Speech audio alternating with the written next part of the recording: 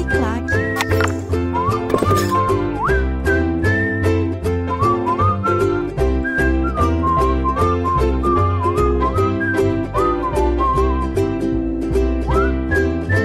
Olá, alunos do Master One OAB, exame 31. Estamos aqui mais uma vez, agora para fazermos a correção do nosso simulado das 15 questões de processo civil que nós trabalhamos na nossa aula presencial no último encontro nosso.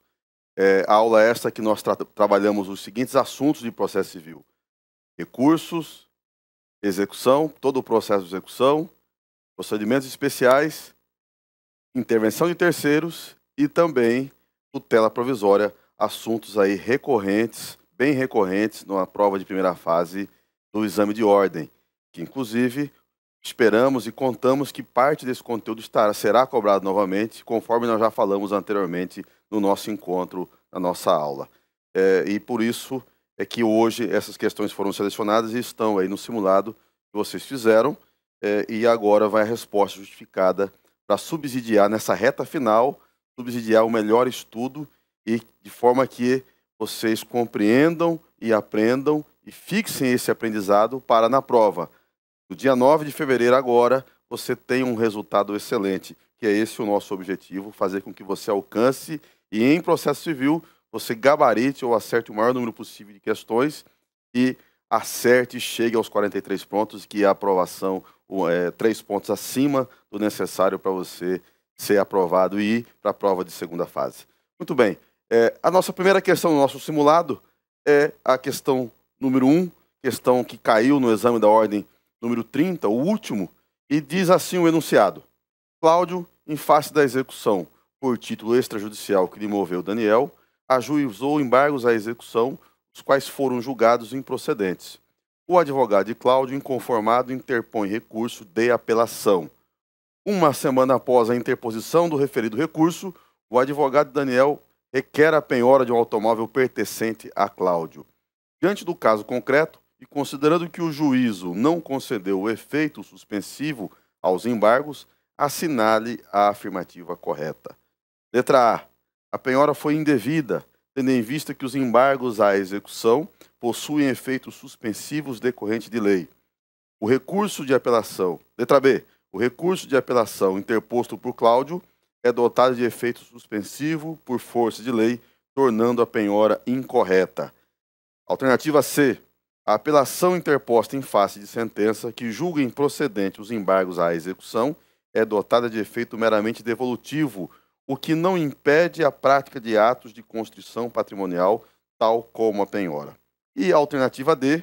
O recurso de apelação não deve ser conhecido, pois o pronunciamento judicial que julga os embargos do executado tem natureza jurídica de decisão interlocutória, devendo ser impugnada por meio de agravo de instrumento.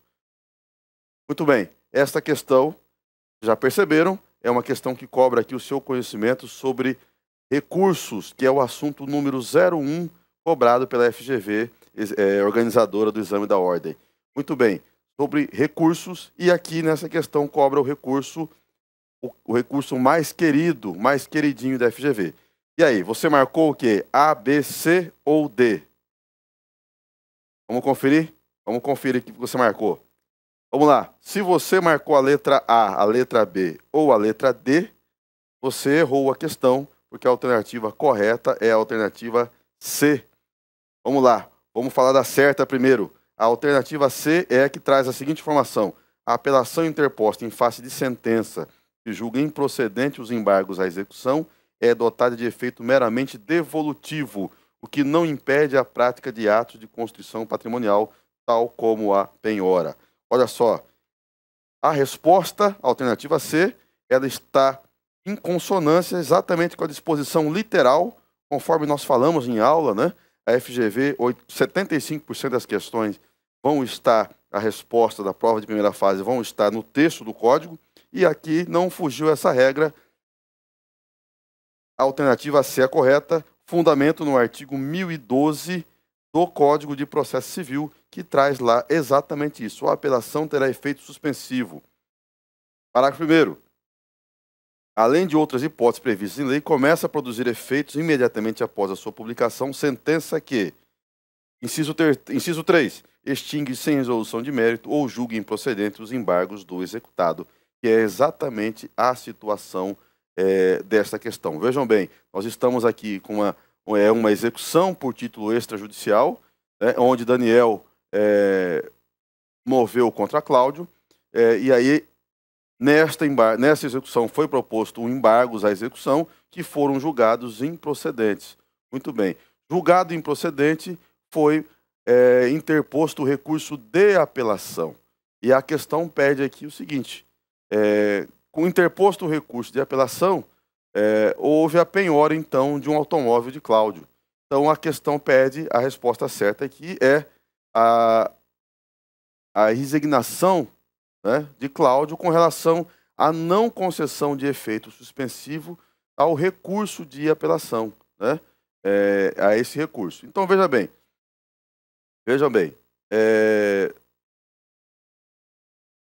a alternativa A está errada por que motivo? Porque ela diz que a penhora foi indevida, tendo em vista que os embargos à execução possuem efeitos suspensivos decorrentes de lei. O erro da questão está exatamente aqui, marcado em vermelho, porque os embargos à execução, eles não mais possuem efeito suspensivo. O novo Código de Processo Civil, ele extinguiu a necessidade de penhora prévia ou da garantia de juízo, conforme a expressão seja melhor adotar, né? O novo Código de Processo Civil não exige mais a garantia do juízo através da penhora para que o executado maneje a sua defesa no processo de execução ou no cumprimento de sentença, que são aquelas defesas que falamos em aula. Na execução extrajudicial, né, a peça de defesa se chama embargos à execução, no cumprimento de sentença, a peça de defesa se chama impugnação do cumprimento de sentença. Pois bem, eles não possuem mais efeito suspensivo, portanto, a alternativa está errada. A alternativa B também está errada porque o recurso de apelação ele não é dotado de efeito suspensivo, né? E a alternativa B traz ao contrário, dizendo que é dotado, né, dotado de efeito suspensivo. A alternativa D está errada justamente na parte final, né, do texto, que diz que o recurso de apelação não deve ser conhecido, pois o pronunciamento judicial que julga os embargos tem natureza jurídica de decisão interlocutória. Aqui está o erro, daqui em diante tudo errado, porque embargos de execução é uma ação autônoma, né? Ela é apartada ali no processo de execução e ela é julgada por sentença e não decisão interlocutória. Portanto, a alternativa também está errada. A alternativa certa dessa nossa primeira questão do nosso simulado é a letra C, com fundamento no artigo 1012, parágrafo 1º, inciso 3, conforme já foi tratado em aula, conforme já explicamos em aula anterior. Muito bem. Questão número 2 do nosso simulado. Questão número 2 do nosso simulado foi cobrado no exame 26 do ano de 2018 e ela traz o seguinte comando, o seguinte enunciado para a sua compreensão. Vamos lá. José ajuizou a ação de indenização por danos morais, materiais e estéticos em face de Pedro. O juiz competente, ao analisar a petição inicial, considerou os pedidos incompatíveis entre si, razão pela qual a indeferiu com fundamento na inépcia. Nessa situação hipotética, assinale a opção que indica o recurso que José deverá interpor. Alternativa A, apelação, sendo facultado ao juiz, no prazo de 5 dias, retratar-se do pronunciamento que indeferiu a petição inicial. Alternativa B, apelação, sendo os autos diretamente remetidos ao Tribunal de Justiça após a citação de Pedro para a apresentação de contrarrazões. Alternativa C, apelação, sendo que o recurso será diretamente remetido ao Tribunal de Justiça sem a necessidade de citação do réu para a apresentação de contrarrazões. E a alternativa D, agravo de instrumento, inexistindo previsão legal de retratação por parte do magistrado. Questão importante que tratamos na nossa aula, né, uma questão recorrente, também de recursos, como já reafirmamos. Recurso é o assunto número 1 cobrado pela FGV em processo civil, né, e aí temos aqui, mais uma vez, o recurso preferido, né? Falamos em aula, para quem não lembra, né, da nossa aula, nós falamos.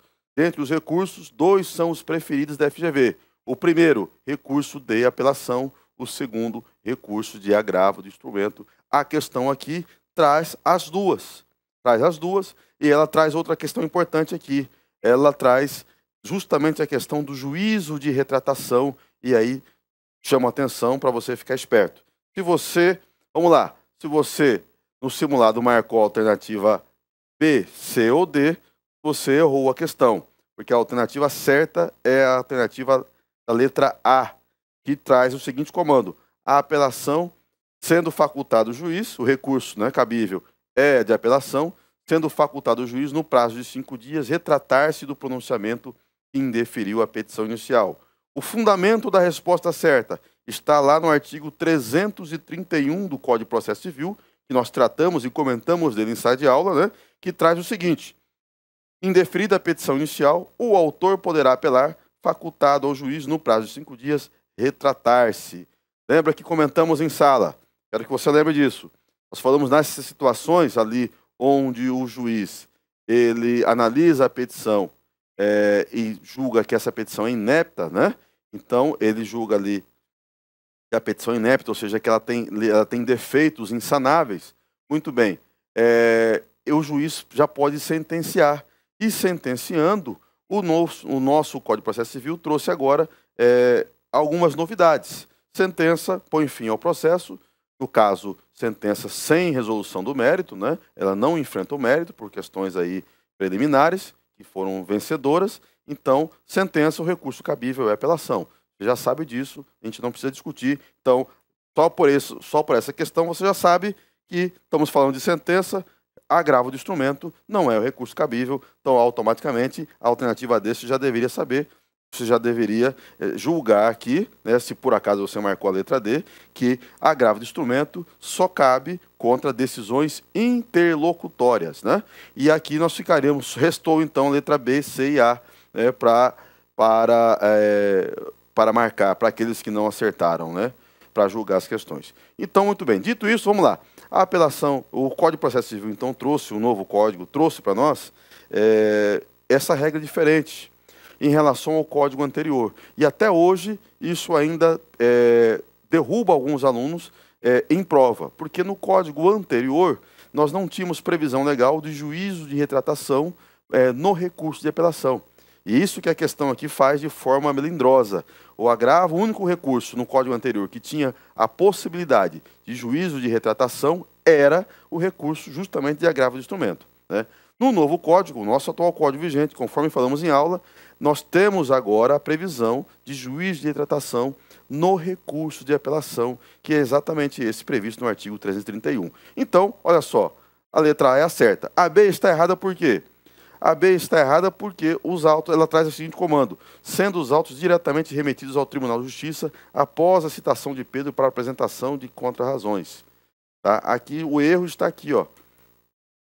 Sendo os autos diretamente remetidos após a citação, Não é após a citação, gente. É só após ele receber,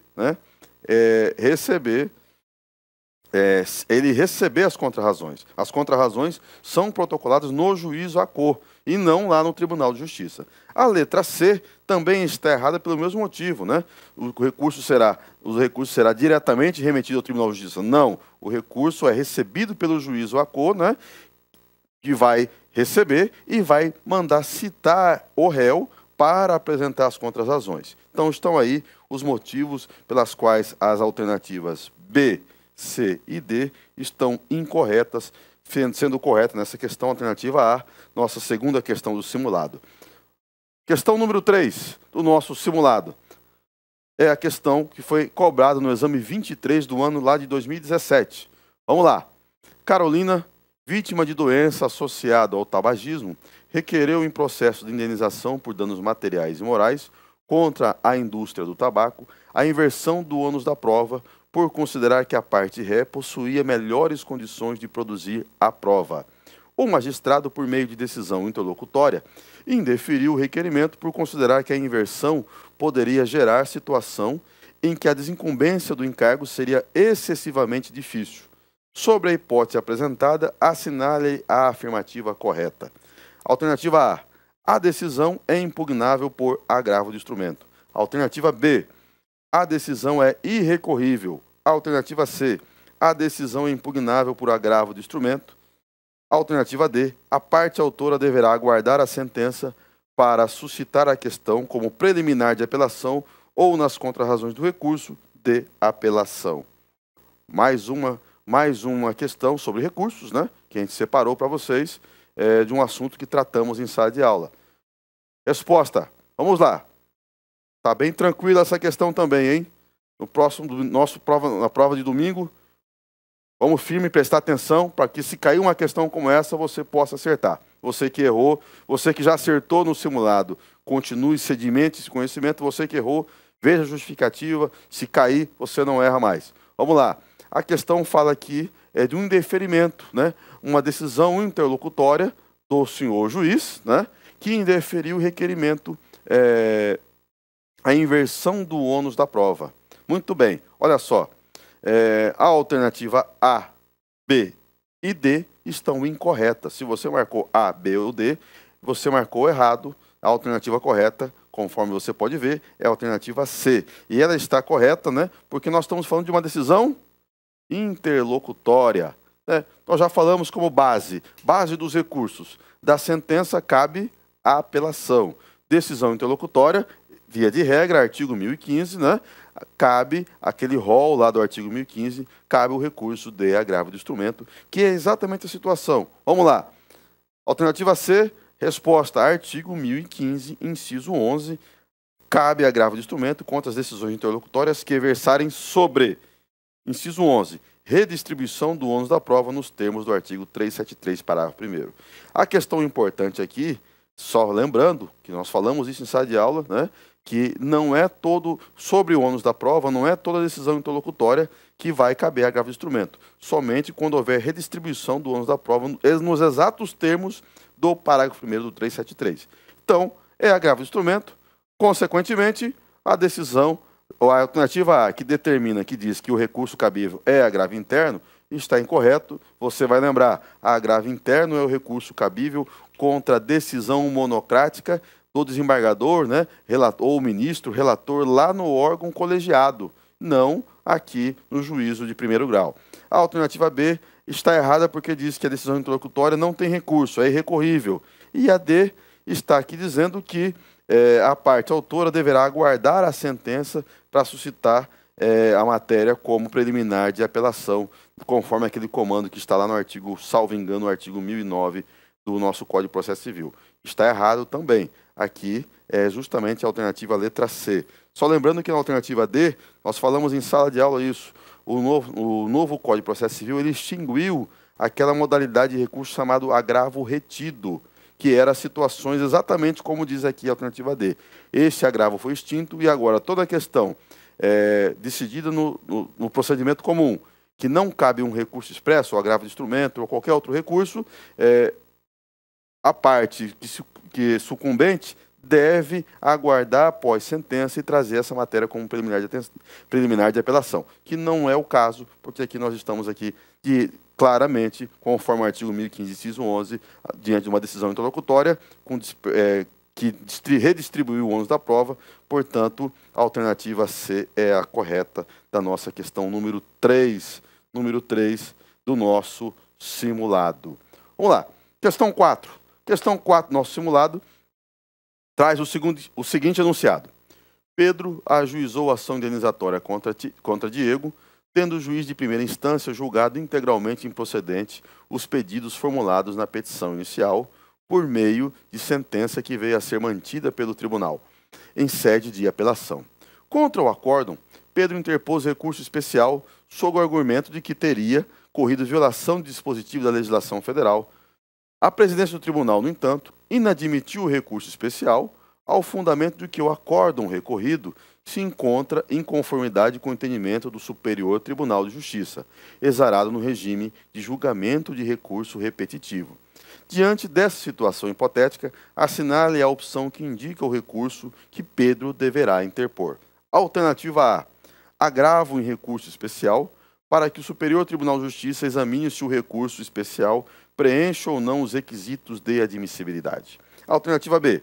Agravo interno para demonstrar ao plenário do tribunal ou ao seu órgão especial que o acórdão recorrido versa sobre matéria distinta daquela examinada pelo Superior Tribunal de Justiça no regime de julgamento do recurso repetitivo. Alternativa C. Agravo interno, para demonstrar ao Superior Tribunal de Justiça que o acórdão recorrido versa sobre matéria distinta daquela examinada pelo mesmo Tribunal Superior no regime de julgamento do recurso repetitivo. E alternativa D, recurso extraordinário, para demonstrar ao Supremo Tribunal Federal que o recurso especial deveria ter sido admitido pela presidência do Tribunal de origem. Alternativa A, B, C ou D. Qual foi que você marcou? Você lembra? Ótimo. Vamos conferir então se você acertou ou se você errou, aonde você errou ou aonde você acertou. Vamos lá. Muito bem. A alternativa certa da questão, vamos começar por ela, é a alternativa letra B, agravo interno. A letra B traz o seguinte comando: agravo interno para demonstrar ao plenário do tribunal ou ao seu órgão especial que o acórdão recorrido versa sobre matéria distinta daquela examinada pelo Superior Tribunal de Justiça no regime de julgamento do recurso repetitivo. Vamos lá, gente. Só nós vemos aqui. Nós temos uma ação indenizatória de Pedro contra Diego, né? Na primeira instância foi julgada integralmente improcedente. Houve o recurso de apelação, né? E o recurso de apelação, o tribunal manteve a sentença de forma integral. E nesse momento, insatisfeito, né? Sucumbindo pela segunda vez, Pedro interpõe então recurso especial. Você se lembra, recurso especial é direcionado ao STJ, Superior Tribunal de Justiça, tá? E só por essa informação você já mataria aqui, ó, é a alternativa D, né? Recurso especial é para o Superior Tribunal de Justiça e não STF, recurso extraordinário. Você já mataria aqui essa questão. Muito bem. E aí, a presidência, este recurso especial distribuído, protocolado, interposto contra o acórdão deste tribunal, foi distribuído à presidência do tribunal, que inadmitiu o recurso especial, dizendo que o acórdão ele está em conformidade com o posicionamento do Tribunal Superior de Justiça, do Tribunal Superior, o STJ, né? E no regime de recursos repetitivos, né? Diante da situação foi o que aconteceu. E agora, qual a opção, que recurso que Pedro pode interpor? Era aqui, você lembrar o que nós tratamos em sala de aula, né, sobre o agravo interno, e falamos agora na questão anterior. Você deve sempre lembrar, nós temos aqui uma decisão monocrática aqui do desembargador presidente. Uma decisão monocrática. Decisão monocrática, você vai lembrar. Olha, decisão monocrática, você lembra da regrinha, decisão monocrática em órgão colegiado, o recurso para a turma, ou no caso especial aqui, que é o RESP, que a gente vai ler, dispositivo da lei, é o agravo interno para o colegiado. Ótimo. Então, letra B está certa, né? Fundamento, artigo 1030, parágrafo 2º, conjugado com o artigo 1021. Vamos ler. Da decisão proferida com o fundamento dos incisos 1 e 3, caberá agravo interno nos termos do artigo 1021. Artigo 1021. Contra a decisão proferida pelo relator, caberá agravo interno para o respectivo órgão colegiado, observados quanto ao processamento as regras do regimento interno do tribunal. Olha só, aqui está certa, é a letra B. A alternativa A está errada em razão de que fala de agravo em recurso especial. Agravo em recurso especial é o recurso quando o RESP, recurso especial, é inadmitido por outras razões do seu indeferimento, né? Da sua não admissibilidade, melhor dizendo. No caso específico, quando o fundamento da negativa do segmento do recurso especial é julgamento, posicionamento do STJ em sede de recurso repetitivo, então aí é diferente, é o recurso de agravo interno. Quando, então, ao contrário, que é o caso da alternativa A, quando é outro motivo, é agravo em recurso especial. O objetivo aqui era confundir, né? Ótimo. Alternativa C. Alternativa C, agravo interno para demonstrar ao Superior Tribunal de Justiça. O erro já está bem aqui, né? Por quê? Porque o agravo interno é endereçado ao colegiado, né, ao colegiado do tribunal que decidiu. Foi uma decisão monocrática do presidente, então o colegiado é o plenário ou o órgão especial deste tribunal, e não agravo interno para o Tribunal Superior, para o Superior Tribunal de Justiça. A alternativa D, o erro está aqui, pois ele diz afirmando que cabe recurso extraordinário para o STF. Na nossa aula, você se lembra, nós falamos, RESP é o recurso especial, né? Vocês se lembram que o RESP é um recurso, na sua motivação, é uma motivação vinculada, se trata, portanto, de interpretação da legislação infraconstitucional, né?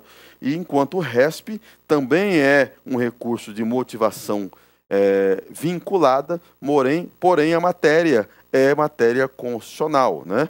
Então, e vai endereçada para o STF. Não é o caso dos autos, porque aqui nós estamos falando de o comando, o enunciado da questão trouxe recurso especial e não matéria constitucional, tornando então a alternativa D totalmente errada aqui. Questão número 5 do nosso simulado. É uma questão recente também, do exame 29, ocorrido no ano de 2019, né?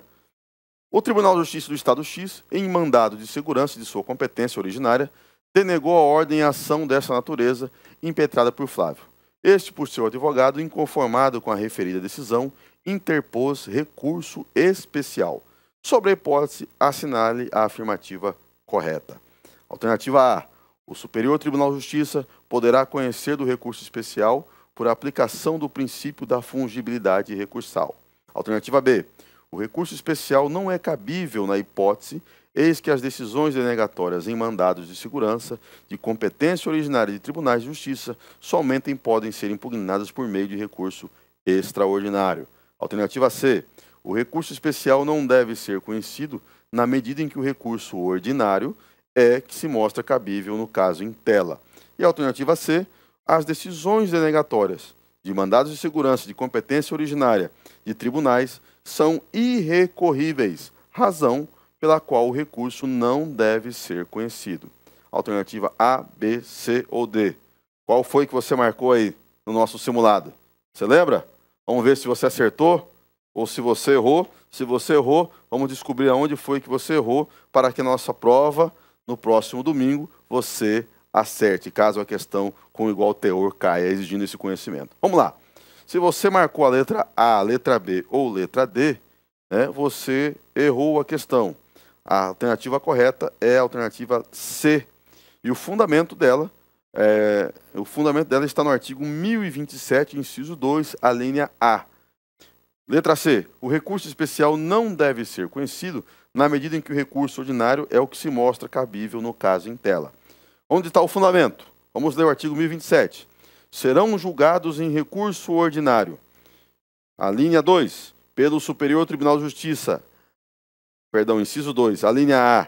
Os mandados de segurança decididos em única instância pelos tribunais regionais federais ou pelos tribunais de justiça dos estados e do Distrito Federal e dos territórios, quando denegatória a decisão.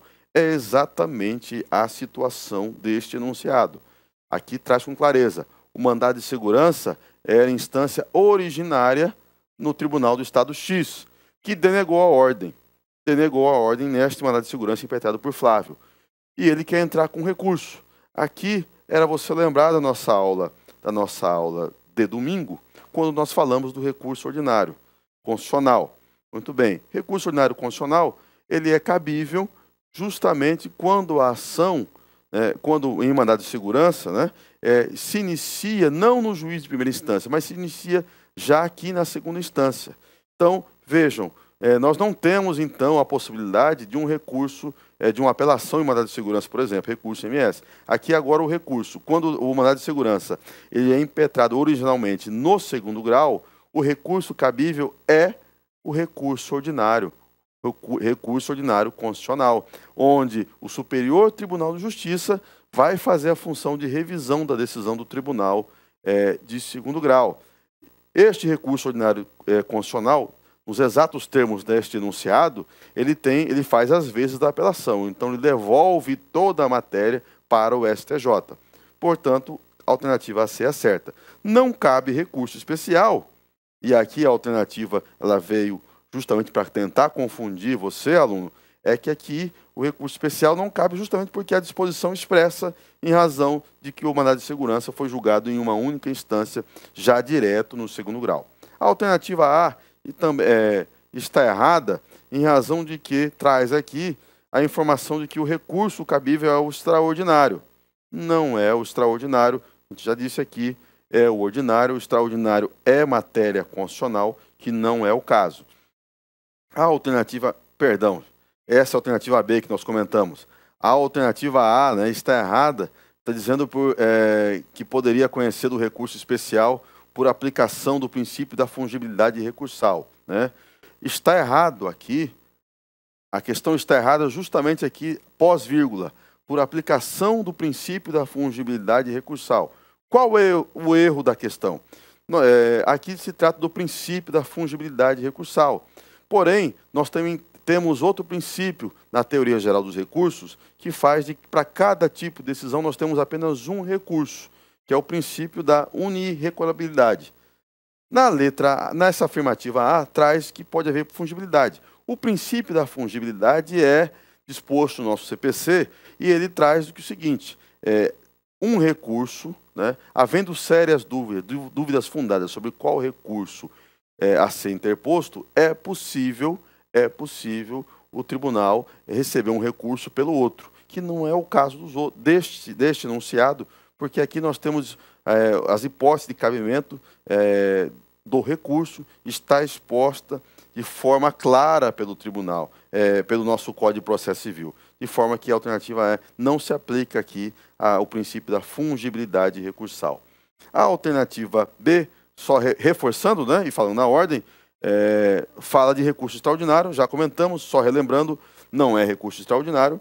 A alternativa D está errada, né, justamente porque diz aqui, ó, as decisões denegatórias de mandado de segurança de competência originária do tribunal são irrecorríveis. Aqui está o erro. Elas têm recurso, o nome do recurso é recurso ordinário. A alternativa C é a alternativa correta da nossa questão.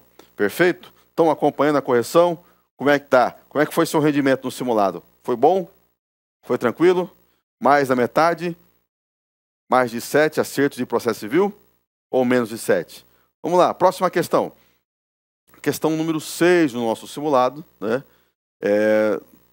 Foi aplicada, ela caiu no exame 25 do ano de 2018 e traz o seguinte enunciado. Lucas, em litígio instaurado contra Alberto, viu seus pedidos serem julgados procedentes em primeira instância, o que veio a ser confirmado pelo tribunal local em sede de apelação. Com a publicação do acórdão proferido em sede de apelação na imprensa oficial, Alberto interpôs recurso especial, alegando que o julgado teria negado vigência a dispositivo de lei federal. Simultaneamente, Lucas opôs embargo de declaração contra o mesmo acórdão, suscitando a existência de omissão. Alberto, vejam bem, Alberto interpôs recurso especial e Lucas interpôs embargos de declaração. Nessa situação hipotética, alternativa A, o recurso especial de Alberto deverá ser considerado extemporâneo, visto que interposto antes do julgamento dos embargos de declaração de Lucas? B. Alberto, após o julgamento dos embargos de declaração de Lucas, terá o direito de complementar ou alterar as razões de seu recurso especial, independentemente do resultado do julgamento dos embargos de declaração? Alternativa C. Alberto não precisará ratificar as razões de seu recurso especial para que o recurso seja processado e julgado, se os embargos de declaração de Lucas forem rejeitados, não alterando a decisão recorrida. D. Alberto deverá interpor novo recurso especial após o julgamento dos embargos de declaração. Alternativa A, B, C ou D. Qual foi que você marcou? Você se lembra? Vamos lá. Se você marcou a alternativa A, a alternativa B ou a alternativa D, você não acertou a questão, pois a alternativa correta é a alternativa C, que traz o seguinte comando. Alberto não precisará ratificar as razões de seu recurso especial para que o recurso seja processado e julgado, se os embargos de declaração de Lucas forem rejeitados, não alterando a decisão recorrida. Fundamento da resposta certa, né, e automaticamente que justifica o erro das demais questões, está no artigo 1023, parágrafos 4º e 5º. Caso o acolhimento dos embargos de declaração implique modificação da decisão embargada, o embargado que já tiver interposto outro recurso contra a decisão originária tem o direito de complementar ou alterar suas razões, nos exatos limites da modificação no prazo de 15 dias, contados a intimação da decisão dos embargos de declaração. Parágrafo 5º. Se os embargos de declaração forem rejeitados ou não alterarem a conclusão do julgamento anterior, o recurso interposto pela outra parte antes da publicação do julgamento dos embargos de declaração será processado e julgado independentemente de ratificação. Outra questão que nós tratamos em sala de aula, questão importante, sobre os embargos, sobre os efeitos dos embargos de declaração, né? Com pendência de outro recurso. Falamos, Alberto interpôs recurso especial e Lucas, simultaneamente, no mesmo prazo, interpôs embargos de declaração. Então, a resposta certa é a letra C. A A está errada por quê? Porque ela traz a informação que o recurso especial de Alberto, ele é extemporâneo.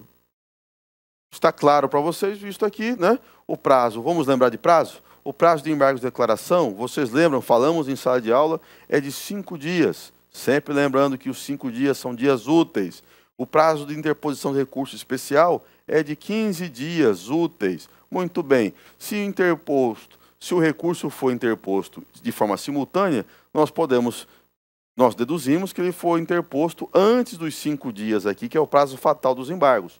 Então, a informação que o recurso especial é extemporâneo está errado, anulando a questão, né? Como alternativa. Letra B. Após o julgamento dos embargos, Alberto, né? Após o julgamento dos embargos de declaração de Lucas, terá o direito de complementar as razões do seu recurso especial, independentemente do resultado. O erro da questão, tudo em vermelho, mas o erro está aqui, ó, independentemente do resultado do julgamento dos embargos de declaração. É o erro. Está claro aqui, ó, parágrafo 5º, para haver a possibilidade de complementar ou alterar as razões do recurso especial, nessa situação, a decisão teria que modificar a decisão recorrida. O acórdão, no caso aqui, teria que ter tido modificado a decisão. E não houve essa, conforme a narrativa, a possibilidade aqui, não houve, então,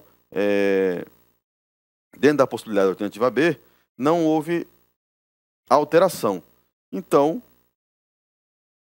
independentemente do resultado, está errado, porque esse direito de complementar só vai nascer se houver modificação da decisão embargada pelo embargo de declaração. A alternativa D está errado porque traz aqui, totalmente incabível, né? Traz a afirmação de que Alberto deverá interpor novo recurso especial após o julgamento dos embargos de declaração. Está no parágrafo 4º, parágrafo 5º, com clareza, não é isto que traz o comando. Portanto, a alternativa C é a nossa resposta certa para a questão 6 do nosso simulado. Ótimo. A questão número 7 do nosso simulado é uma questão do exame 28, também do ano de 2019. E ela traz o seguinte enunciado. Pedro propõe execução de alimentos fundada em título extrajudicial em face de Augusto, seu pai, no valor de R$10.000. Regularmente citado, Augusto não efetuou o pagamento do débito, não justificou a impossibilidade de fazê-lo, não provou que efetuou o pagamento e nem ofertou embargos à execução. Pedro, então, requereu a penhora do único bem pertencente a Augusto que fora encontrado, qual seja, R$10.000, que estavam depositados em caderneta de poupança. O juiz defere o pedido. Sobre a decisão judicial, assinale a afirmativa correta. Alternativa A. Ela foi equivocada, pois valores depositados em caderneta, em toda e qualquer hipótese, são impenhoráveis. Letra B. Ela foi correta, pois o Código de Processo Civil permite a penhora de quaisquer valores depositados em aplicações financeiras. Letra C. Ela foi equivocada, na medida em que o Código de Processo Civil assegura a impenhorabilidade da caderneta de poupança até o limite de 100 salários mínimos, independentemente da natureza do débito. E a alternativa D, ela foi correta, pois o Código de Processo Civil admite a penhora de valores depositados em caderneta de poupança para o cumprimento de obrigações alimentícias. Ótimo. Vamos lá? Alternativa A, B, C ou D. Vamos ver? Qual você marcou? Acertou ou não? Confere aí.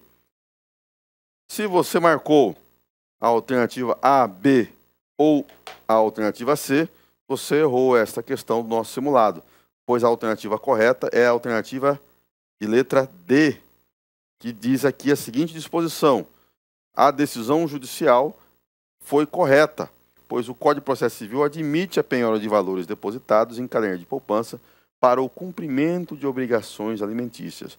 Fundamento da resposta certa está no artigo 833, inciso 10, e o parágrafo 2º, que traz aqui, são impenhoráveis. Inciso 10. A quantia depositada em caderneta de poupança até o limite de 40 salários mínimos. Parágrafo 2º. O dispositivo, o disposto nos incisos 4 e 10 do caput, não se aplica à hipótese de penhora para o pagamento de prestação alimentícia, independentemente de sua origem, bem como as importâncias excedentes a 50 salários mínimos mensais, devendo a Constituição observar o disposto no artigo 528, parágrafo 8º e 529, parágrafo 3º. Muito bem. A resposta correta, a letra D, e lendo o fundamento a gente já vai verificar o que está errado nas demais alternativas. A alternativa A está errada. Está errada onde? Ela diz que a decisão judicial está equivocada. Não está equivocada. E qual é a argumentação da alternativa para dizer que está equivocada? Ela diz que em toda e qualquer hipótese permite, aqui os valores depositados em caderneta em toda e qualquer hipótese são impenhoráveis. Já lemos aqui no 833 que isso não procede, não é em toda e qualquer hipótese. Sempre lembrando, mais uma vez, já falamos isso em aulas, né? Tem que tomar muito cuidado com esse tipo de expressão, em toda e qualquer hipótese. É aquela hipótese que costuma, na maioria das vezes, estar errada. Quando ela aparece numa alternativa como possibilidade de resposta, você fica muito esperto, porque é uma generalização, né? E na maioria das vezes, na maioria dos casos, essa generalização com expressões como em toda e qualquer hipótese indicam resposta errada, casca de banana para te derrubar. Não caia nessa. Alternativa B. A decisão foi correta, pois o Código de Processo Civil permite a penhora de quaisquer valores depositados em aplicações financeiras. O erro está novamente aqui, Permite a penhora de quaisquer valores? Não. Nós temos um limite. Só lembrar, poupança até 40 salários mínimos, ela é impenhorável. Então, não é quaisquer valores.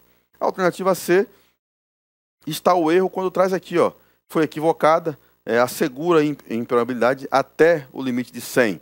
Não é 100 salários mínimos, é 40 salários mínimos. Então, a alternativa D é a resposta correta. Espero que você tenha acertado. Se você errou assistindo essa correção, você vai relembrar aqui, reler o artigo 833, o seu inciso 10 e o seu parágrafo 2º, e relembrar, porque na prova tenho certeza que você vai acertar se cair questão de conteúdo semelhante sobre processo de execução. Esqueci, professor, acabou esquecendo de falar. Agora essa primeira questão e a atual questão aqui já versa sobre processo de execução. Foram 5 questões sobre recursos e agora estamos nas questões sobre processo de execução, que é o assunto também de alta incidência na prova de primeira fase, nas 7 questões de processo civil. Vamos lá. Questão número 8 do nosso simulado foi cobrado no exame 21, que ocorreu no ano de 2016, com o seguinte enunciado. Em execução por título extrajudicial, movida pela distribuidora de bebidas Geladão, em face do supermercado Preço Certo, o executado citado não realizou o pagamento da dívida. O exequente requereu, então, a indisponibilidade da quantia em dinheiro existente em aplicação financeira titularizada pelo executado, o que foi deferido pelo juízo sem oitiva do réu. Bloqueado o valor superior à dívida, o juiz deu vista do processo ao exequente, que requereu a conversão da indisponibilidade em penhora. Sobre o procedimento adotado, assinale a afirmativa correta. Alternativa A. A conversão da indisponibilidade em penhora deve ser deferida independentemente de ciência prévia do ato executado, visto que não houve pagamento espontâneo da dívida. Alternativa B. A indisponibilidade é nula, pois promovida sem a prévia oitiva do réu, o que viola o contraditório e a ampla defesa. Alternativa C. O juiz, considerando o excesso do bloqueio, não deveria ter dado vista ao processo ao exequente, mas promovido o cancelamento da indisponibilidade excessiva no prazo máximo de 24 horas. Alternativa D. O juiz, independentemente do excesso da indisponibilidade, deveria ter dado vista do processo ao executado, a fim de que este comprovasse a impenhorabilidade da quantia bloqueada. Tá aí as 4 alternativas. Qual você marcou? Você se lembra? Vamos lá. Se você marcou a alternativa A, B ou D, você errou a questão. Vamos descobrir o que te levou a errar essa questão agora, analisando a alternativa certa e analisando cada uma das alternativas. Vamos lá. Alternativa A. Aliás, vamos começar pela correta, perdão. Alternativa C, a correta. O juiz, considerando o excesso do bloqueio, não deveria ter dado vista do processo ao exequente, mas promovido o cancelamento da indisponibilidade excessiva no prazo máximo de 24 horas.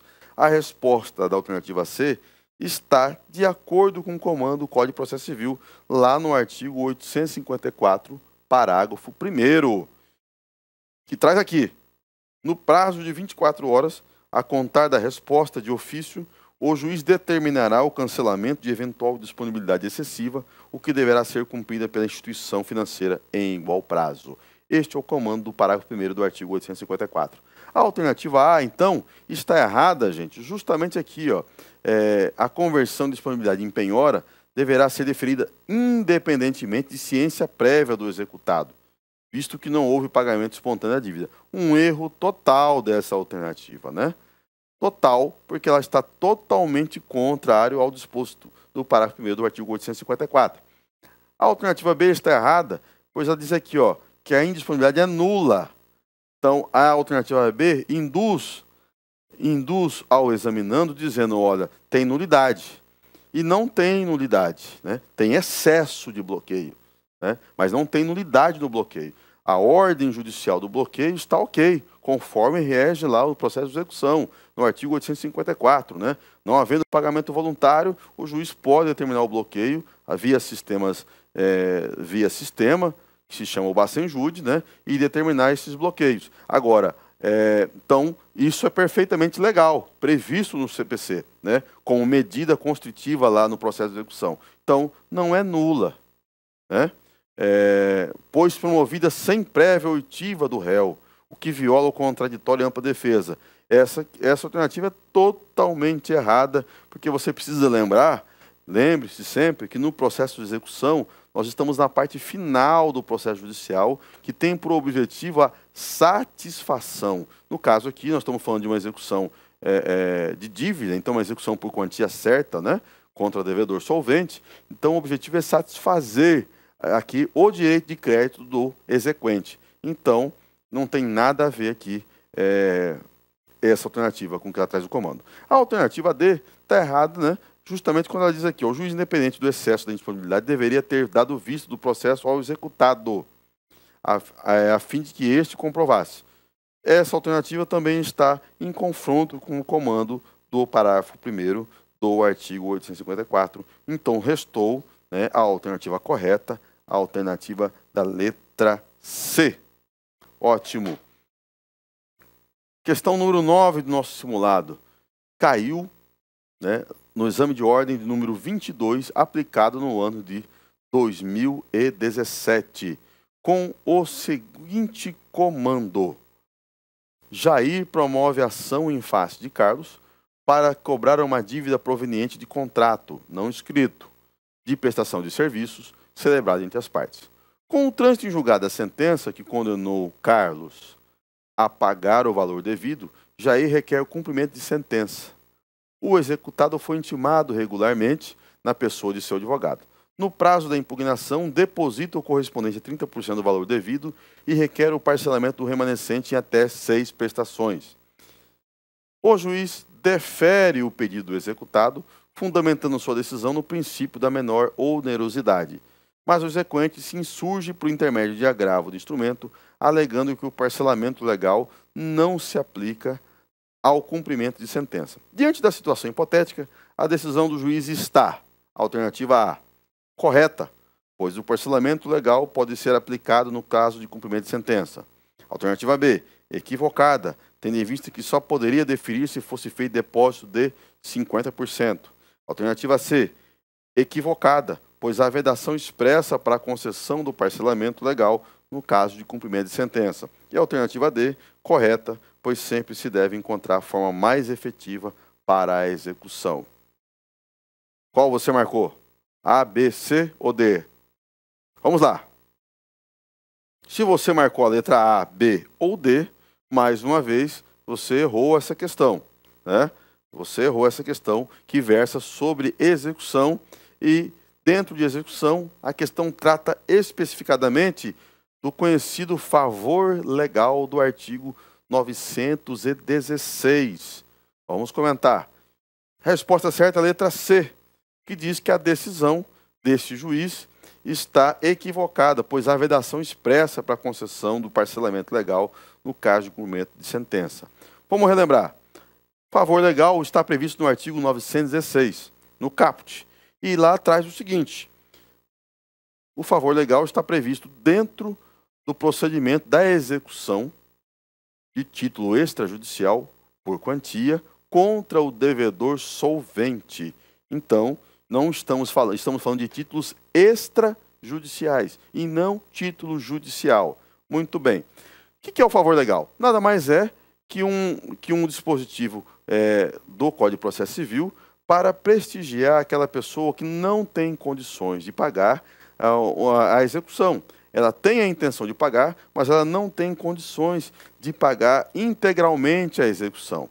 Então, o legislador, prevendo essa possibilidade de um bom pagador que esteja eventualmente atravessando uma situação financeira ruim e ele só tem parte dos recursos para fazer o pagamento e não tem integralidade, ele pode, então, por disposição do artigo 916 caput, quando a execução for por título extrajudicial, ele pode fazer o depósito de 30%, acrescido de juros e honorários advocatícios e parcelar o saldo restante em 6 vezes, em 6 parcelas. Porém, no parágrafo 7º do artigo 916, traz disposição expressa dizendo que o favor legal, o disposto deste artigo, não se aplica ao cumprimento de sentença. Isso, por sua vez, é exatamente o que justifica a alternativa correta, a letra C, e anula as demais, tornam erradas as demais. A letra A está errada porque ela diz que está correto, né? E diz contrário do que diz o comando do Código de Processo Civil. Então, está totalmente, integralmente errada. A letra B, ela quer te induzir a erro quando fala equivocado, né? Agora, ela induz em erro, aqui está certo, mas daqui em diante está errado quando ela fala que o depósito é de 50%. Favor legal, confere aí no seu vadimeco, no Código de Processo Civil. Artigo 916 diz 30%. Não erre essa mais. Alternativa D, correta, pois sempre se deve encontrar a forma mais efetiva para a execução. Essa afirmação não tem nada a ver com o que está disposto na nossa questão. Muito bem, vamos para a próxima questão. Lembrando que ainda estamos falando aqui agora de questões sobre o processo de execução. Assunto recorrente na nossa prova de processo civil. Entre as 7 questões ali que cobram, é um assunto que sempre é recorrente. Vamos lá. Questão número 10 do nosso simulado, né, foi cobrada no exame 21, aplicado no ano de 2016. Vamos ler. O enunciado traz o seguinte: Pedro, munido de documento comprobatório de vínculo jurídico de prestação de serviço com Carlos, esgotada todas as possibilidades consensuais para tentar exigir o cumprimento da obrigação, promove a ação observando o rito especial monitório. Citado, Carlos oferece embargos, apontando em preliminar que o rito da ação monitória não é adequado para pleitear o cumprimento da obrigação de fazer, e, no mérito, alega exceção de contrato não suprido. Oferta ainda reconvenção, cobrando os valores supostamente devidos. Diante da situação hipotética, sobre o posicionamento adotado por Carlos, assinale a afirmativa correta. Alternativa A. A preliminar apontada por Carlos nos embargos deve ser acolhida, pois é vedado pleitear cumprimento de obrigação de fazer por intermédio de ação monitória. Alternativa B. A reconvenção deve ser rejeitada em virtude do descabimento dessa forma de resposta em ação monitória. Alternativa C. A preliminar indicada por Carlos não deve prosperar, tendo em vista que é possível veicular em ação monitória cumprimento de obrigação de fazer. Alternativa D. A forma correta de oferecer defesa em ação monitória é via contestação, sendo assim os embargos ofertados por Carlos devem ser rejeitados. Alternativa A, B, C ou D. Muito bem. Se você marcou a alternativa A, B ou D, nessa questão, você errou a questão. A alternativa correta é a alternativa C, que traz o seguinte comando. A preliminar indicada por Carlos não deve prosperar, tendo em vista que é possível veicular em ação monitória cumprimento de obrigação de fazer. Fundamento da resposta está no artigo 700, lá do CPC. A ação monitória pode ser proposta por aquele que afirmar com base em prova escrita sem eficácia de título executivo ter direito de exigir do devedor capaz. E, inciso 3, o adimplemento de obrigação de fazer ou de não fazer. Esta questão, você se lembra, nós comentamos na nossa aula, ela versa sobre procedimentos especiais agora. É outro assunto que vem a cada dia mais aumentando a sua participação na prova de primeira fase. E nós falamos na nossa aula de processo civil sobre alguns dos procedimentos especiais que já foram cobrados em exames anteriores. Estamos falando aí da ação de exigir contas, né, e da ação monitória. Em especial, no nosso simulado, nós fizemos aí, colocamos a ação sobre a ação monitória. Lembrando que também já falamos que vários outros procedimentos especiais ainda não foram cobrados, em especial a ação de consignação em pagamento e as ações possessórias, né? Mas aqui, voltando à nossa questão. A nossa questão, então, fala sobre a possibilidade na ação monitória de se exigir o pagamento, né? O cumprimento, o pagamento, o adimplemento da obrigação de fazer e não fazer. Vejam só, falamos em aula, né? Na ação monitória é possível a cobrança de todo e qualquer tipo de obrigação. A obrigação de dar coisa ao dinheiro, a obrigação de fazer e não fazer. Ok? Então, gravem isso. Disposição do artigo 700. A questão tentou te induzir, dentro do assunto monetário, da ação monitória e obrigação de fazer, e nós falamos em sala de aula, na ação de consignação e pagamento, que não é possível ajuizar a ação de consignação e pagamento quando a obrigação for de fazer e não fazer. Porque a obrigação de fazer e não fazer está disposta a depósito, é uma obrigação de prestação de serviços. E na ação de consignação e pagamento se pretende fazer depósito para suspender ou evitar os efeitos da mora. Já na ação monitória, nós pretendemos, né, quem ajuiza a ação monitória pretende receber, constituir um título executivo judicial, ele tem um documento escrito que demonstra um crédito, porém esse documento ele não tem força executiva. Então a pretensão do autor na ação monitória é dar eficácia executiva ao documento que ele possui, que expressa um crédito. E este documento expressa um crédito, portanto, ainda que este crédito seja decorrente de uma obrigação de fazer ou não fazer, perfeito, cabe a ação monitória, artigo 700. Então, a alternativa A está errada por quê? Porque ela traz aqui, ó, a preliminar apontada por Carlos nos embargos deve ser acolhida, pois é vedado pleitear o cumprimento de obrigação de fazer por intermédio de ação monitória. Então, ela está frontalmente contra o disposto no artigo 700. Alternativa B, fala sobre reconvenção, dizendo que a reconvenção deve ser rejeitada porque não cabe reconvenção na ação monitória. Novamente, erro. A reconvenção está prevista no parágrafo 2º do artigo 700. A alternativa D está errada, dizendo que ela fala que a forma correta de oferecer defesa em ação monitória é contestação, tentando induzir o aluno, o examinando menos avisado, né, fazendo retenção lá ao artigo 335, que fala de contestação. Não é contestação. Disposto lá no artigo, nos artigos que tratam sobre a ação monitória, a peça de defesa na ação monitória se chama embargos monitórios, né? Embargos monitórios, e não contestação. Questão número 11. Questão número 11 do nosso simulado. Questão número 11 do nosso simulado é uma questão que foi exigida, foi cobrada no exame 29 do ano de 2019, com o seguinte enunciado: Maria ajuizou ação em face de José, sem mencionar na inicial se pretendia ou não realizar audiência de conciliação ou mediação.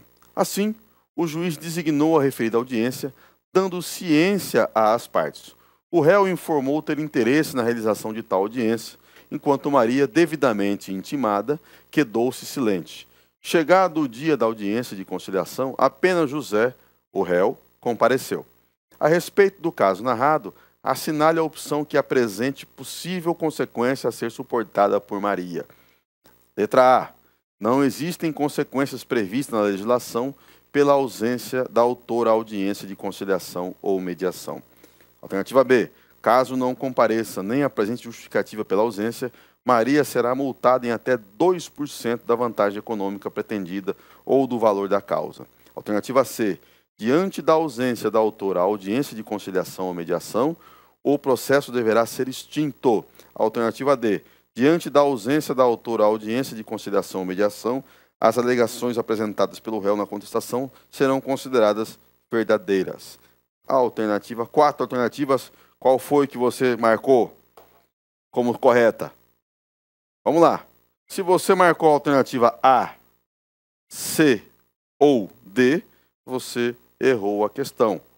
A alternativa correta é a alternativa da letra B, que traz o seguinte comando: caso não compareça nem apresente justificativa pela ausência, Maria será multada em até 2% da vantagem econômica pretendida ou do valor da causa. A alternativa B está correta justamente pelo comando normativo lá do artigo 334, parágrafo 8º, que diz: o não comparecimento injustificado do autor ou do réu à audiência de conciliação é considerado ato atentatório à dignidade da justiça e será sancionado com multa de até 2% da vantagem econômica pretendida ou do valor da causa revertida em favor da União ou do Estado. Muito bem. As alternativas A, C e D vão estar erradas por quê?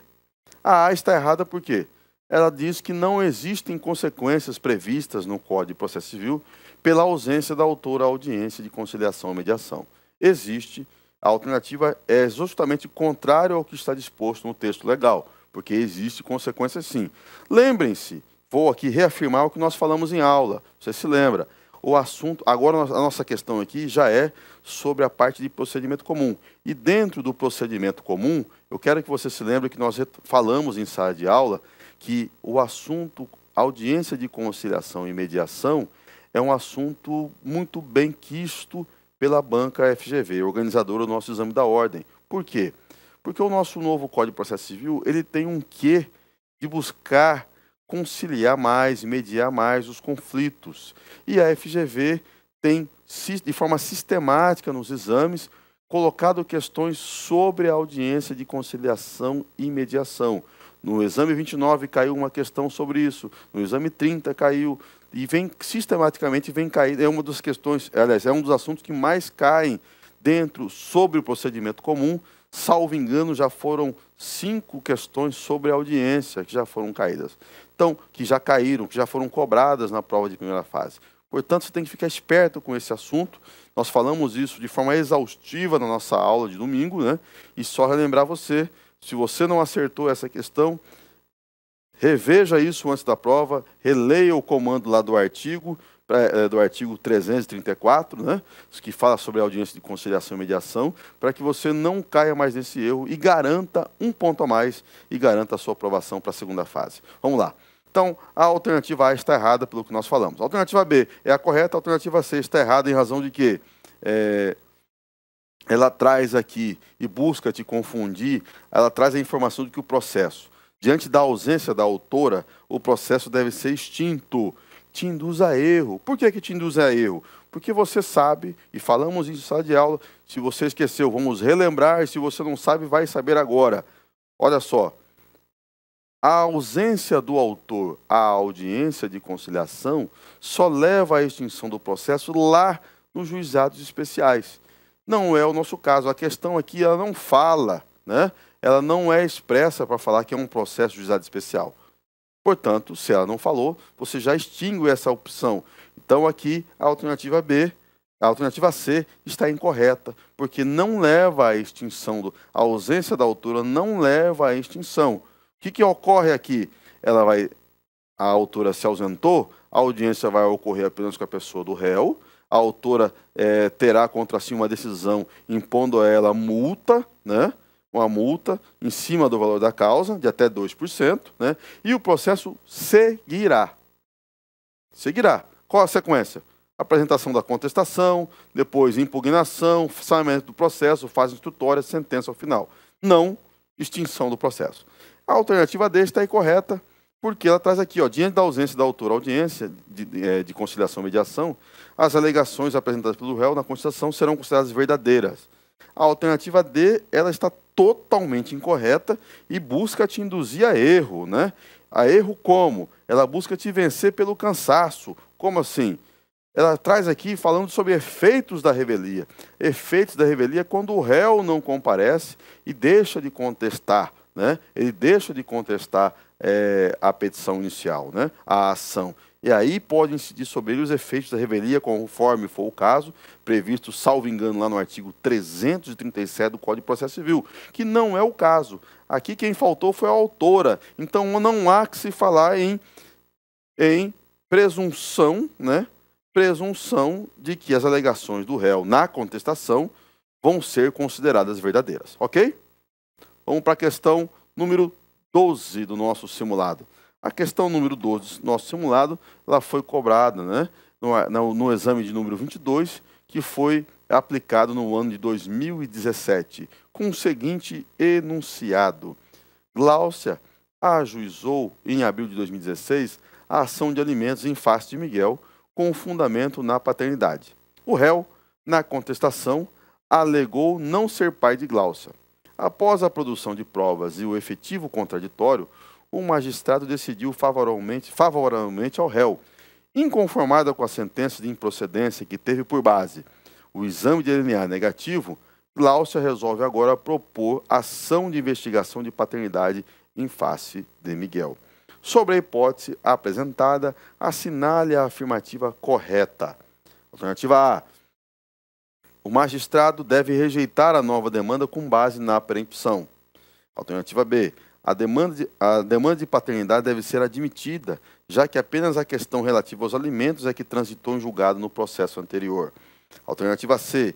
A questão prejudicial relativa à paternidade não é alcançada pela coisa julgada, pois a cognição judicial foi restrita a provas documentais e testemunhais.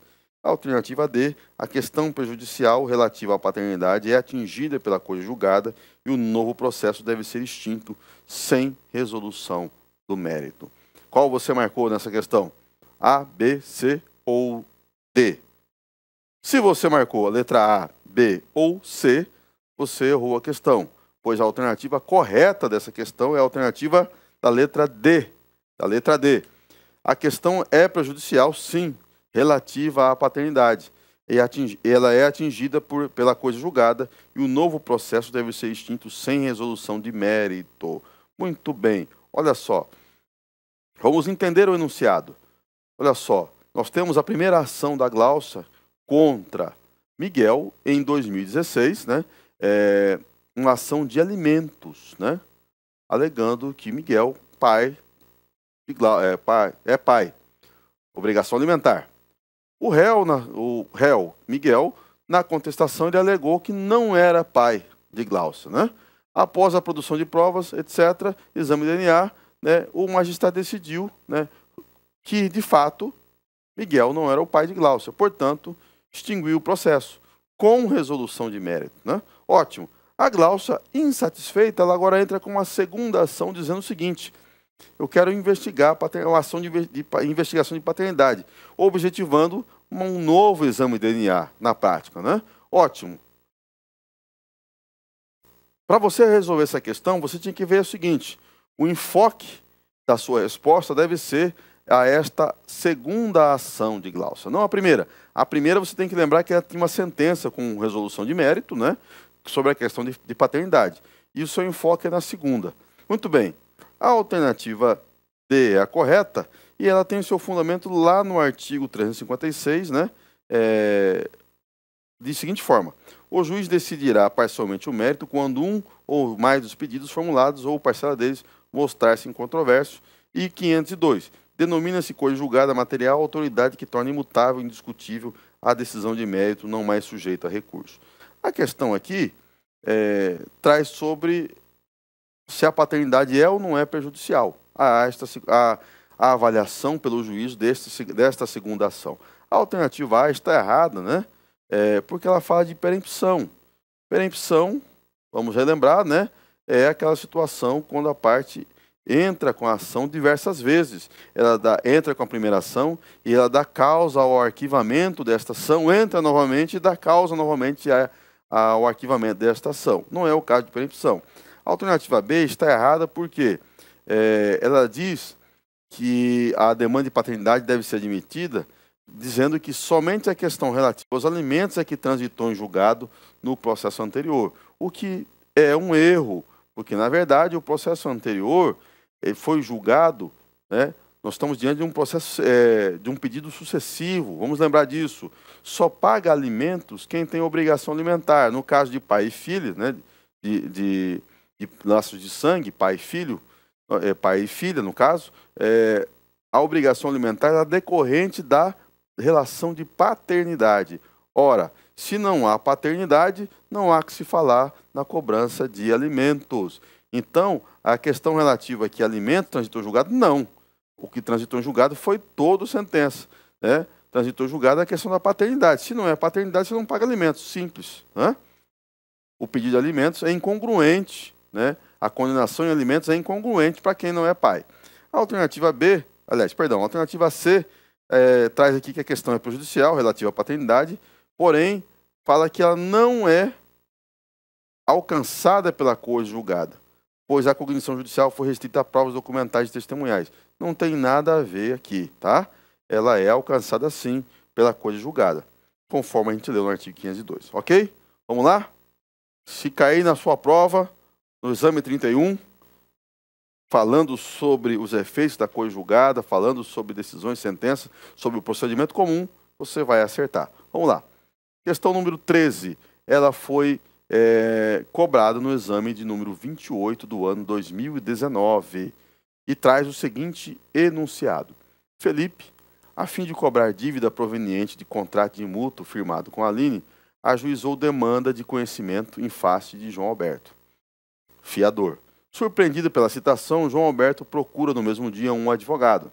Você.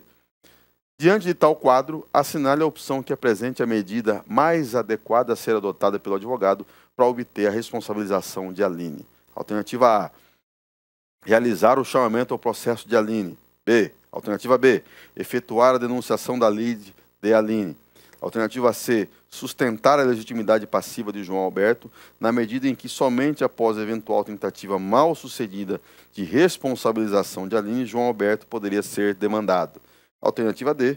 Não promover a intervenção de terceiros e aguardar a fase executiva, momento em que deverá ser requerido o benefício de ordem, de modo que os bens de Aline sejam executados antes dos de João Alberto. Vamos lá. Qual você marcou? A, B, C ou D? Se você marcou a alternativa B, C ou D, você errou a questão. A alternativa correta é a alternativa de letra A, realizar o chamamento de processo de Aline. Ou seja, João Alberto, que é o nosso fiador, ele deve, após ser citado, promover o chamamento ao processo de Aline. Ok? Por quê? Porque esse é o comando lá do artigo 130. É admissível o chamamento ao processo requerido pelo réu, 1. Do afiançado na ação em que o fiador for réu. Vamos lembrar o que nós falamos aqui na nossa aula de domingo. Nós falamos, olha, intervenção de terceiros são aquelas situações onde o processo originalmente começou com autor e réu e que no seu curso se descobriu que outras pessoas podem, de forma espontânea ou provocada, vir participar deste processo, fazer parte desse processo. No caso, nós explicamos também que chamamento ao processo é uma modalidade de intervenção de terceiro que ocorre quando o terceiro tem essa função de garantia, há um relacionamento de garantia, né? Fiador, avalista, essas situações onde quem cobra apenas um deles, não cobra todos os demais. Por exemplo, nesse exemplo aqui, o Felipe entrou com a ação, né, visando receber a dívida desse contrato, né, somente contra o fiador, deixando de entrar, de colocar no polo passivo da ação a devedora, que é a Aline. A Aline que celebrou o contrato de mútuo, não foi João. João é fiador. E aí, por ocasião da propositura da ação, o Felipe ajuizou a ação apenas contra João Alberto, deixando de fora a Aline. Alberto, ao receber a citação, ele deve promover o chamamento de Aline, que é a devedora principal. A alternativa B está errada porque fala de denunciação da lide de Aline. Nós explicamos em sala de aula, vamos relembrar aqui de forma rápida. Denunciação da lide é quando o terceiro tem a função de garantir eventual derrota de quem foi processado.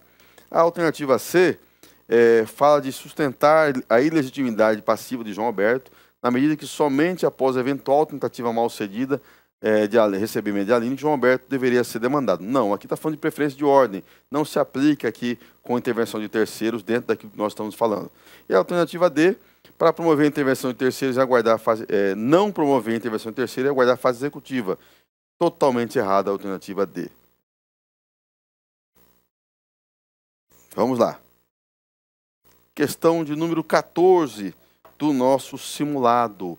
Foi a questão, foi cobrada no exame 21 do ano de 2016, e ela versa sobre tutelas provisórias. Vamos esclarecer ela aqui agora para vocês. O enunciado diz: Cristina não foi autorizada por seu plano de saúde a realizar cirurgia de urgência indicada por seu médico.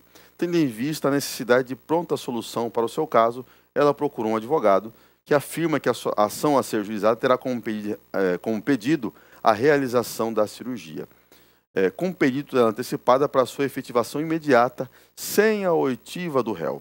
O advogado ainda sustenta que não poderá propor a ação sem que Cristina apresente toda a documentação que possui para a instrução da inicial, sob pena de impossibilidade juntada posterior.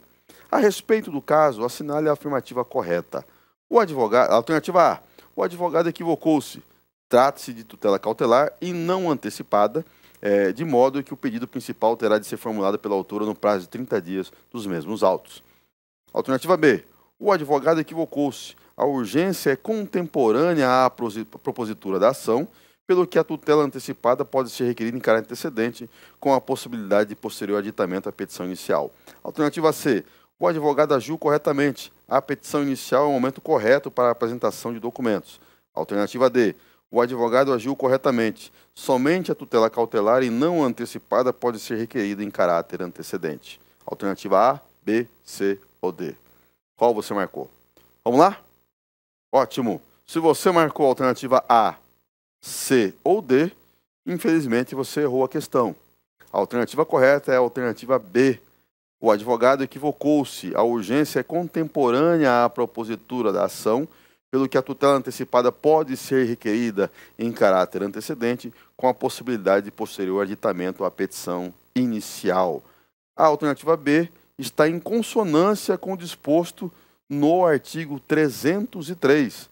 Nos casos em que a urgência for contemporânea à propositura da ação, a petição inicial pode limitar-se ao requerimento da tutela antecipada e à indicação do pedido de tutela final, com a exposição da lide, do direito que se busca realizar-se e do perigo de dano ou risco ao resultado útil do processo. Parágrafo 1º. Concedida a tutela antecipada a que se refere o caput deste artigo, inciso 1.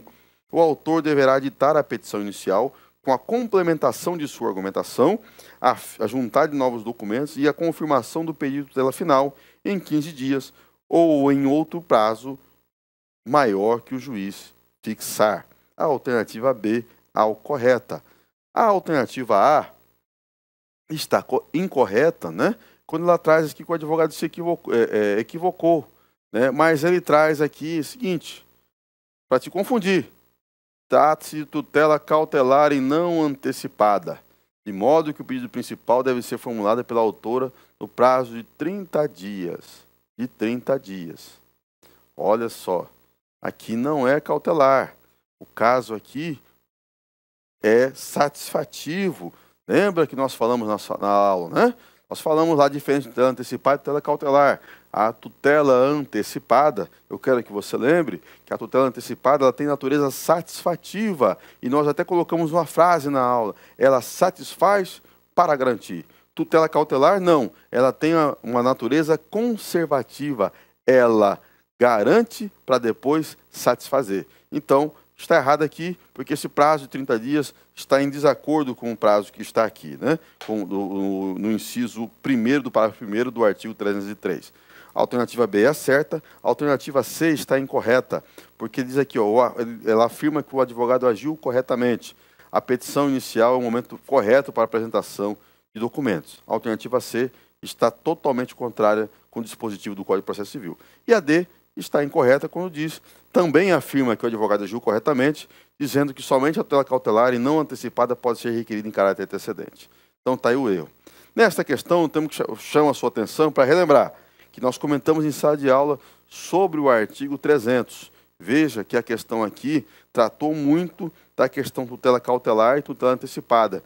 E se você examinando não relembrar as diferenças de tutela antecipada e tutela cautelar, você pode ser induzido a erro, né, numa questão como essa e acabar deixando escapar um ponto no exame da ordem. Vamos relembrar, tutela antecipada tem natureza satisfativa, satisfaz para garantir. Tutela cautelar tem natureza conservativa, protege, assegura, ela garante para satisfazer. Tutela antecipada é de direito material, tutela cautelar de direito processual. Vamos relembrar isso, tá? Outra coisa importante que nós falamos também na nossa aula, que eu quero que você relembre nessa reta final aí para a prova, nas tutelas provisórias. Lembre sempre, tutela provisória de urgência pode ser antecedente ou incidental. Tutela provisória, a tutela de evidência, ela só é incidental. Lembre disso, né? Vamos lá, para a nossa última questão do nosso simulado, é a questão que fala sobre, que foi cobrada no exame 21, aplicado no ano de 2016, com o seguinte enunciado. Alexandre ajuizou a ação em face da prestadora de serviço de iluminação pública de sua cidade, questionando os valores cobrados nas últimas contas, bem como pleiteando a condenação da ré no pagamento de indenização por danos morais. A título de tutela provisória, requereu a retirada de seu nome do cadastro de inadimplentes, tendo a juíza competente deferido liminarmente a tutela de evidência, sob o fundamento de que a ré costuma apresentar contestações padronizadas em processos semelhantes, o que caracterizaria o abuso de direito de defesa. Sobre o procedimento adotado, assinale a afirmativa correta. Alternativa A. O juiz errou ao conceder liminarmente a tutela de evidência, na medida em que esta somente é cabível quando há súmula vinculante sobre o tema. Alternativa B. O juiz acertou ao conceder liminarmente a tutela de evidência, pois a apresentação de contestação padronizada em outro processo configura o abuso de direito de defesa. Alternativa C. O juiz acertou ao conceder liminarmente a tutela de evidência, uma vez que, assim como na tutela de urgência, é dever do juiz conceder a tutela independentemente da oitiva do réu. Alternativa D.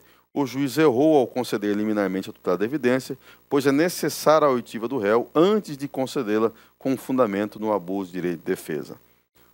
Qual questão você marcou? Olha, qual alternativa você marcou? Vamos lá?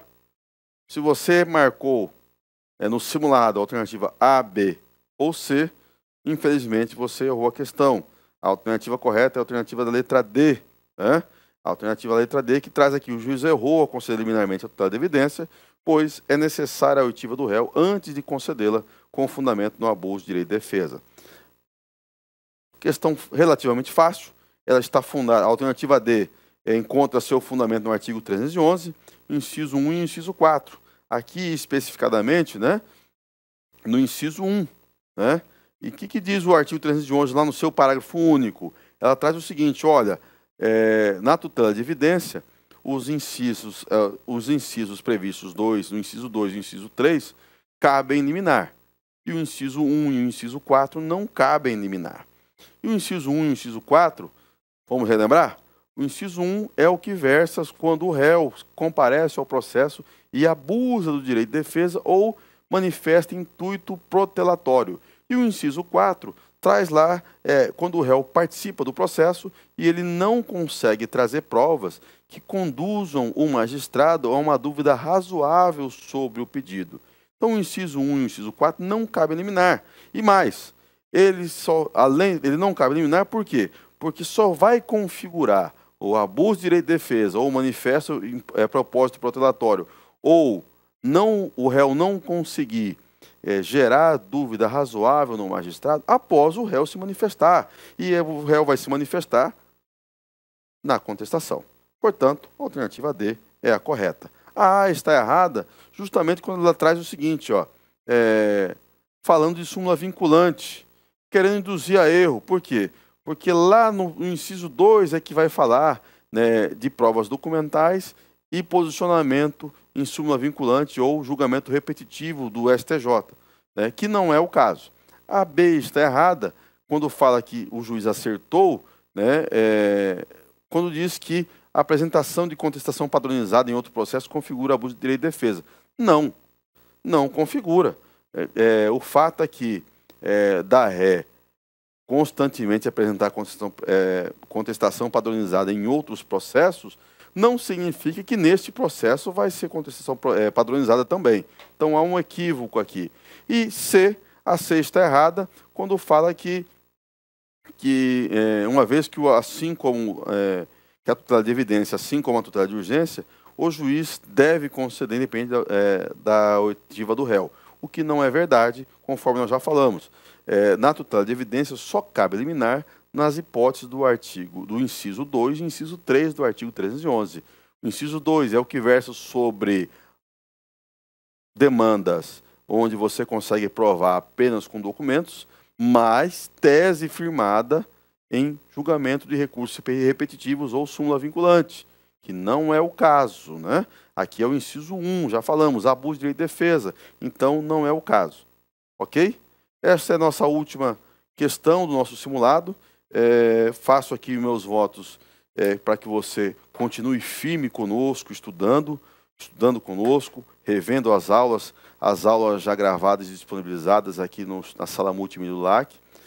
Faço os votos de que nessa reta final você estude com garra, com firmeza, que você concentre, foque e chegue ao resultado pretendido, que é o nosso almejo, não só almejo deste professor, do professor Eduardo Silva, como de toda a equipe de professores aqui do LAC, toda a equipe Master One UAB.